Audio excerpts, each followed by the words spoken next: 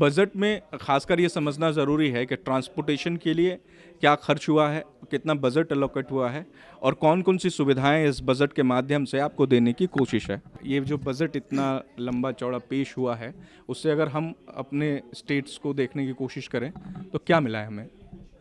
देखिए, पिछले कई वर्षों से झारखंड की राजधानी रांची में कितनी नई ट्रेनों की शुरुआत हुई है, उसको तो अगर उंगली में गिनाऊंगा तो शायद आप ही विश्वास नहीं करेंगे। रांची राजधानी ट्रेन, मुझे लगता है कि जब शुरुआत हुई थी, इसकी भी विगत लगातार कई दिनों तक प्रयास रहा, अब इसको सप्ताह में चलाने की बात हो रही है। सर्वप्रथम हमारा पिछले कई दिनों से और बल्कि समय से ये मांग हम रेल मंत्रालय में करते आ रहे हैं कि यहाँ जोनल ऑफिस झारखंड में होना चाहिए, और जो कि रांची में अगर यहाँ जोनल ऑफिस हो जाता है तो हर समस्याओं का समाधान जो है निश्चित तौर पे देन एंड देयर होगा। हमें कलकत्ता और दिल्ली भागने की कहीं ज़रूरत नहीं होगी और कई लोगों को रोज़गार भी यहाँ मिलेगा। तो माननीय सांसद जी के महोदय से भी वहाँ पे बात उठाई गई है, रेल मंत्रालय में भी, और कुछ ट्रेनों की मांग है जो वाया डाल्टनगंज टोरी होके चले, और कई नई ट्रेन की शुरुआत करने की मांग भी है। तीर्थस्थल यहाँ से रांची से हरिद्वार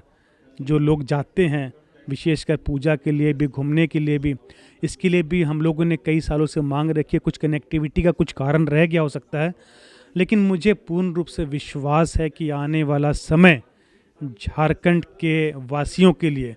एक बहुत बड़ी सौगात लेके आएगा और यहाँ की यात्रियों को हर प्रकार की सुविधाएं मुहिम कराई जाएगी हमारे केंद्र सरकार के द्वारा। राज्य सरकार कितनी इसमें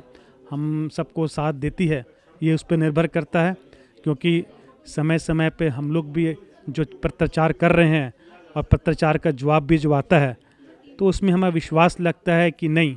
हम जो कुछ पॉइंट जो रख रहे हैं उसको अमल करने का प्रयास किया जा रहा है। और जैसे कि यात्रियों की भी हर जगह मांग होती है कि ये सुविधाएं हमें प्लेटफॉर्म में या हमें स्टेशन में मिलनी चाहिए, या कोचेज़ में ये होना चाहिए, या ये दिक्कतें आ रही हैं, उसको भी हम लोग टाइम टू टाइम ट्वीट करते हैं आने दिन रेल मंत्री जी को, और एकदम से सटीक से उसका जो है एक आंसर मिल जाता है हम लोग को, या उसका निराकरण हो जाता है।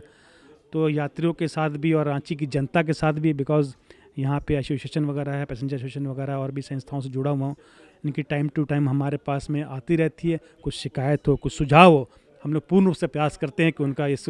काम को हम लोग जल्द से जल्द पूरा करवाएं अपने संस्था के माध्यम से। एक आखिरी सवाल, अगर रेलवे पे बात कर रहे हैं, जो मिनी रेल की बात हुई है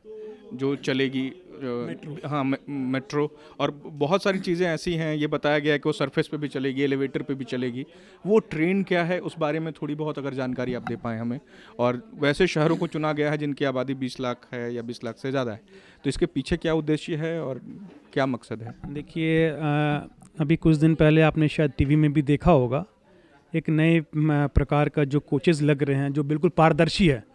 जिसको आपको ऊपर में नीला आसमान नज़र आएगा, सामने पूरे जो भी सुंदर दृश्य है, मनोरम दृश्य वो नज़र आएंगे।